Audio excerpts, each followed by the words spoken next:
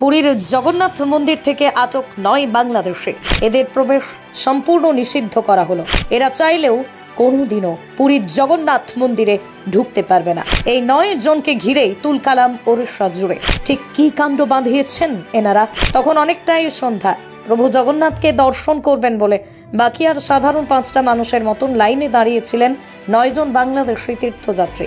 তারা পুরীর জগন্নাথ মন্দিরে প্রবেশ দ্বারে দাঁড়িয়েছিলেন, কিন্তু আচমকায় তাদেরকে সেখান থেকে গ্রেপ্তার করা হয়। তারপর তাদেরকে সোজা থানায় নিয়ে যাওয়া হয়। ঘটনার সূত্রপাত মূলত এই ৯ বাংলাদেশি পর্যটকদের ধর্মকে কেন্দ্র করে। আসলে এই ৯ জন বাংলাদেশি পর্যটকই ছিলেন মুসলিম, আর ঠিক এই কারণেই এদেরকে পুরীর জগন্নাথ মন্দিরের প্রবেশ দ্বার থেকে আটক করা হয়। ইতিমধ্যে এই ৯ জনকে পুলিশি হেফাজতে রাখা হয়েছে।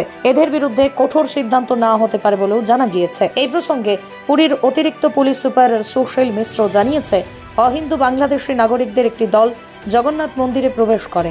আমাদের কাছে সেই মর্মে একটা অভিযোগ জমা পড়ে। আমরা ৯ জনকে জিজ্ঞাসাবাদ শুরু করেছি, কারণ পুরীর মন্দিরে হিন্দু ছাড়া অন্য কোনো ধর্মের মানুষ তাদের প্রবেশ নিষিদ্ধ। আমরা এই ৯ জনের পাসপোর্ট খতিয়ে দেখছি। জানা যাচ্ছে এদের মধ্যে একজন হিন্দু। ৯ জনের মধ্যে ৪ জন মন্দিরের ভিতরে প্রবেশ করেছিলেন। সকলের বিষয়ে খোঁজ খবর নেওয়া হচ্ছে। পুরীর মন্দিরে সেবায়িত যোগেন্দ্র দাস মহাপাত্র জানিয়েছেন, আমরা অবাক হয়ে যাচ্ছি, কেন পুলিশ কিংবা নিরাপত্তা রক্ষীরা পোশাক দেখেও অহিন্দুদের চিহ্নিত করতে পারলেন না।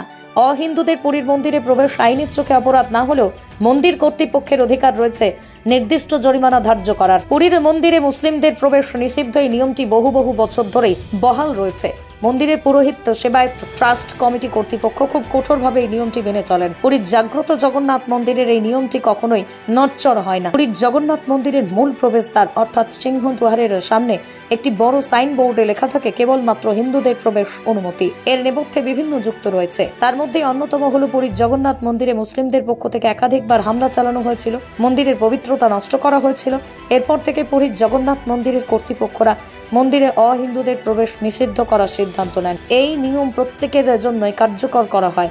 ভারতের তৎকালীন প্রধানমন্ত্রী ইন্দিরা গান্ধীকেও ধর্মীয় কারণে পুরীর জগন্নাথ মন্দিরে প্রবেশ করতে দেওয়া হয়নি। যেহেতু প্রধানমন্ত্রী ইন্দিরা গান্ধী অহিন্দুকে বিয়ে করেছিলেন, তাই তার ক্ষেত্রেও এই নিয়মের কোনো হেরফের হয়নি।